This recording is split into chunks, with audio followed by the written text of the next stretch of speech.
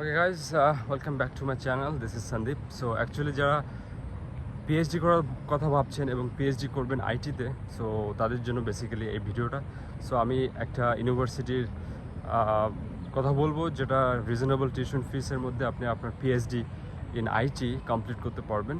So তার জন্য required previous education কি প্রয়োজন বা কী কী ডকুমেন্টস প্রয়োজন, সো সবগুলো আমি এই ভিডিওতে এক্সপ্লেন করবো। So guys start. সো ডকুমেন্টসের বিষয়টা যদি বলি তাহলে হচ্ছে আপনার ব্যাচেলার মাস্টার্সের সার্টিফিকেট সহ হচ্ছে আপনার ট্রান্সক্রিপ্ট লাগবে, এবং যদি এটা আদার্স কোনো ল্যাঙ্গুয়েজ থাকে তাহলে ওটা ট্রান্সলেট করে ইংলিশে নিতে হবে এবং অরিজিনালটা সহ আপনাকে সাবমিট করতে হবে। সো মেইন যে ইম্পর্টেন্ট এবং সবার একটাই কোশ্চেন থাকে যে আসলে কি আইএলটিএস লাগবে কি না। সো এখানে এমওআই দিয়ে আপনি আপনার পিএইচডিটা কমপ্লিট করতে পারবেন এখানে। সো এমওআইটা আপনার কালেক্ট করতে হবে আপনার ইউনিভার্সিটি থেকে, আপনার প্রিভিয়াস ইউনিভার্সিটি থেকে। সো এমওআই কালেক্ট করবেন আর project paper, so you can apply.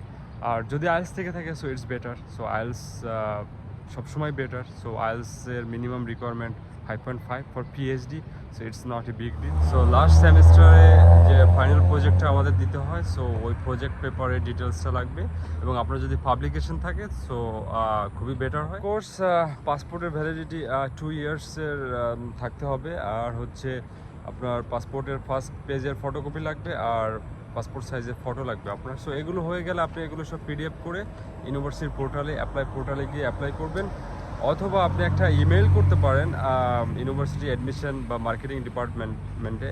So ওখান থেকে আপনাকে রিটার্ন ইমেল যখন সেন্ড করবে তখন আপনি একটা লিঙ্ক পেয়ে যাবেন, ওই লিঙ্কে আপনি অ্যাপ্লাই করতে পারবেন। সো এটা খুবই ইজি, আপনাকে কখনোই এজেন্টের থ্রু এই কাজগুলো করার কোনো প্রয়োজন নেই। সো মাস্টার্স হোক, অ্যাডমিশন আর পিএইচডি হোক, so it is quite easy to apply by your self.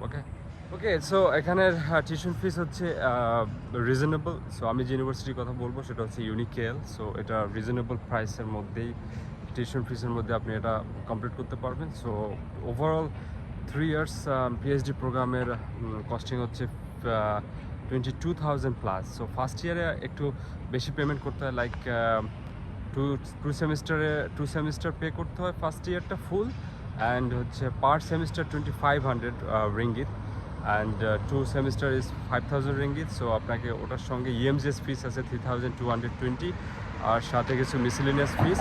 So এটা সব কিছু মিলিয়ে ফার্স্ট ইয়ারে একটু বেশি কস্টিং পড়ে যায়। এটা হচ্ছে 9,000 প্লাস আপনার পে করতে হবে, 1,000 পার সেমিস্টার। সো নেক্সট সেমিস্টার থেকে আপনার টিউশন ফিসটা আপনার কম হয়ে যাবে আর কি।